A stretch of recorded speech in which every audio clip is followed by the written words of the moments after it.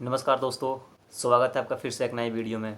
दोस्तों, इसके पहले वीडियो में हमने मोक्ष कथा के बारे में समझा था। आई होप आप सभी ने वो वीडियो देखा होगा, और जिस किसी ने भी वीडियो नहीं देखा, मैं डिस्क्रिप्शन में उसका लिंक दे देता हूँ, आप लोग वो वीडियो देख सकते हैं।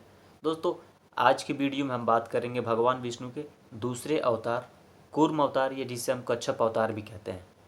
दोस्तों, इस कथा की जो शुरुआत होती है वो दुर्वासा ऋषि के श्राप से शुरू होती है। दुर्वासा ऋषि को आप सभी जानते होंगे, जो कि वो अपने क्रोध को लेकर बहुत ज़्यादा चर्चा में रहते हैं, जिससे भी वो नाराज हो जाते थे, उसे वो कठोर श्राप देते थे। और कहा जाता है दुर्वासा ऋषि का श्राप कभी भी खाली नहीं जाता था। एक बार की बात है, ऐसा ही कुछ देवराज इंद्र के साथ हुआ। देवराज इंद्र जंगल में हाथी पे सवार होकर सैर कर रहे थे। उसी वक्त उन्होंने दुर्वासा ऋषि को देखा। दुर्वासा ऋषि को उन्होंने प्रणाम किया। दुर्वासा ऋषि खुश होकर के देवराज इंद्र को एक माला भेंट किए, लेकिन देवराज इंद्र ने उस माला का अपमान कर दिया। इस पर क्रोधित होकर दुर्वासा ऋषि ने इंद्र भगवान को श्राप दे दिया कि जाओ, तुम इतने घमंडी हो, तुम्हारी सारी शक्ति, तुम्हारा सारा वैभव तुम नष्ट हो जाएगा। दोस्तों, इसका परिणाम ये हुआ कि माता लक्ष्मी उनसे रुष्ट हो गई और समुद्र में चली गई। दोस्तों, उस वक्त राक्षसों का जो राजा था बलि, जब उसको यह बात पता चली तो उसने शीघ्र ही स्वर्ग पर आक्रमण किया और देवराज इंद्र के साथ जितने भी देवतागण थे सबको परास्त कर दिया और स्वर्ग पर अपना शासन कायम कर लिया। इंद्र भगवान और सभी देवतागण विष्णु भगवान के पास पहुँचे मदद के लिए कि हे भगवान, अब आप ही हमारी सहायता कर सकते हैं, इसका कोई उपाय बताइए। भगवान विष्णु ने कहा कि इसका मात्र एक ही उपाय है कि आप लोग समुद्र मंथन करिए। समुद्र मंथन से जो अमृत निकलेगा उसे आप पीकर आप पुनः अपनी शक्ति को प्राप्त कर सकते हैं। इस वक्त असुरों का जो बल है आपसे ज़्यादा है, इसलिए इस समय आपके लिए उचित मात्र यही उपाय है।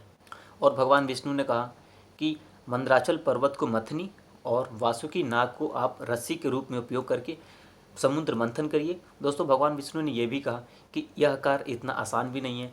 इस कार्य को करने के लिए आप लोग असुरों की सहायता लीजिए, उनको भी अमृत का लोभन दीजिए और समुद्र मंथन में उनकी सहायता लीजिए। दोस्तों, देवराज इंद्र भगवान विष्णु को प्रणाम करके असुरराज बलि के पास गए और उनके समक्ष यह प्रस्ताव रखा। दोस्तों, राक्षस भी अमृत के लोभ में आकर उनके प्रस्ताव को स्वीकार कर लिए। दोस्तों, इस प्रकार समुद्र मंथन की शुरुआत हुई। मंदराचल पर्वत को मथनी और वासुकी नाग को रस्सी के रूप में उपयोग किया गया। लेकिन दोस्तों, जिस प्रकार कुएं से रस्सी के सहारे हम पानी निकालते हैं, उस वक्त रस्सी को जितना दर्द होता है वैसा ही दर्द वासुकी सर्प को हुआ। दोस्तों, उनको यह पीड़ा सहन नहीं हुई, उन्होंने विष को उगला। उस वक्त सभी देवतागण आसमान में समुद्र मंथन को देख रहे थे। दोस्तों, कहा जाता है जब वो विष निकला तो उस विष के द्वारा जितने भी देवतागण राक्षसगण थे सभी को घुटन होने लगी और उनके प्राण संकट में पड़ गए। वासुकी नाग महादेव के बहुत बड़े भक्त थे, अतः उनके विष को सहने की जो क्षमता थी महादेव के अलावा और किसी में नहीं थी। महादेव जी वहाँ शीघ्र ही प्रकट हुए और उस विष को पान कर गए। दोस्तों, इसीलिए भगवान शंकर को नीलकंठ में कहा जाता है, क्योंकि वो जो विष था उसको अपने कंठ में रख लिए, अपने कंठ से नीचे जाने नहीं दिए। इस प्रकार समुद्र मंथन आगे बढ़ा। दोस्तों, समुद्र मंथन के समय जो मंदराचल पर्वत था वो समुद्र के नीचे धंसने लगा, समुद्र के नीचे जाने लगा, क्योंकि वो समुद्र के नीचे कुछ ऐसा आधार तो था नहीं जिस पे वो टिकेगा। उस वक्त भगवान विष्णु ने कूर्म अवतार यानी कि कछुए का अवतार लेकर के मंदराचल पर्वत को अपने पीठ पर उठाया। इस प्रकार समुद्र मंथन की पुनः शुरुआत हुई। दोस्तों, कहा जाता है समुद्र मंथन के समय 14 रत्नों के साथ साथ माता लक्ष्मी और सबसे अंत में अमृत की प्राप्ति हुई। तो इस प्रकार भगवान विष्णु ने कूर्म अवतार यानी कच्छप अवतार लिया था। तो ये थी आज की कथा। आशा करते हैं आपको वीडियो पसंद आई होगी। आगे की वीडियो में हम बात करेंगे समुद्र मंथन की कथा के बारे में कि समुद्र मंथन का मूल्य उद्देश्य क्या था।